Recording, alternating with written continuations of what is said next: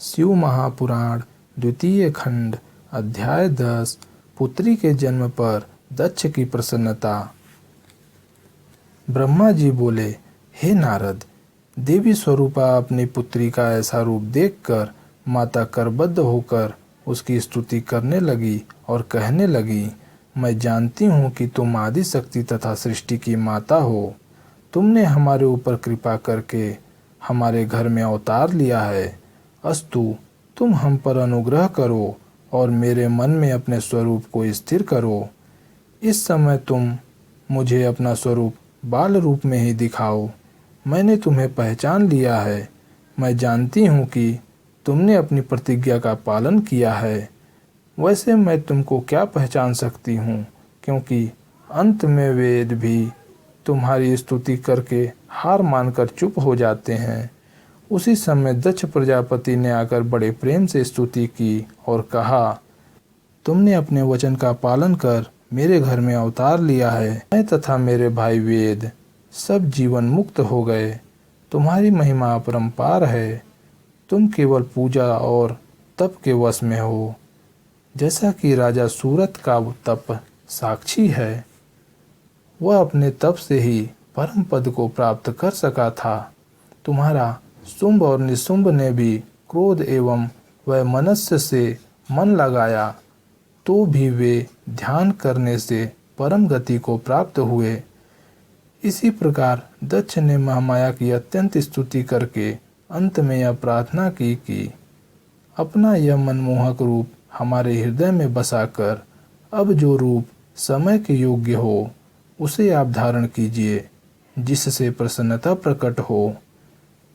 इस प्रकार दक्ष तथा उसकी पत्नी अर्थात अपने माता पिता की बातें सुनकर श्री देवी जी बोली कि हे दक्ष तथा हे दक्ष पत्नी, तुम दोनों ही ने हमारी बड़ी उपासना की है। हमने भी वरदान के अनुसार तुम्हारे घर अवतार लिया है। अब तुमको यही उचित है कि तुम जिस प्रकार मुझे शक्ति समझते हो उसी प्रकार का विश्वास रखते हुए कभी गर्व ना करना। देवी जी इतना कहकर कन्या का रूप धारण कर संसार की रीति के अनुसार रोने लगीं। तब वह रुदन सुनकर कुल की असंख्य नारियां, समस्त बादियां एकत्र हो गईं। उन सब ने पुत्री को देखकर प्रसन्नता प्रकट की। उस दिन नगर में सर्वत्र प्रसन्नता छाई हुई थी। चारों ओर से जय जय नाद गूंज रहा था।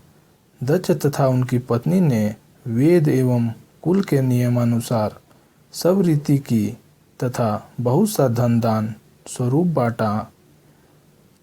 उस समय मैं तथा विष्णु जी देवताओं और मुनियों को साथ लेकर वहां जा उपस्थित हुए तथा दक्ष के निवेदन के अनुसार हमने उस कन्या का नाम सती रखा।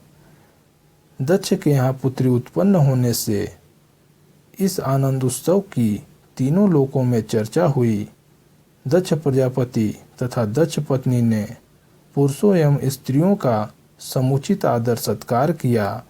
इसके पश्चात सब लोग अपने अपने घर को चले गए। दक्ष अपनी पत्नी सहित सती के प्रेम में निमग्न होकर सब कुछ भूल गए। सती चंद्रकला की भांति दिन दिन बढ़ने लगीं।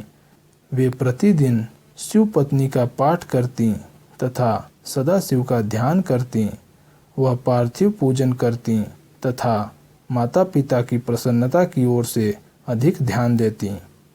यद्यपि उनका शिव में अधिक ध्यान रहता, परंतु इस बात को वे किसी पर प्रकट न होने देती। सती इसी प्रकार के विचित्र खेलों में मग्न रहती। जब कुछ बड़ी हुई तो उनके मुख की कांति दूनी हो गई। उनकी सुंदरता की समानता तीनों लोकों में कोई भी नहीं कर सकता था। लक्ष्मी मोहिनी भी उनकी सुंदरता की समानता न करके अंत में पराजय मान गईं। हे नारद, इस प्रकार मैंने दक्ष की कन्या का यह संक्षेप में वर्णन किया है। 10वां अध्याय समाप्त हुआ।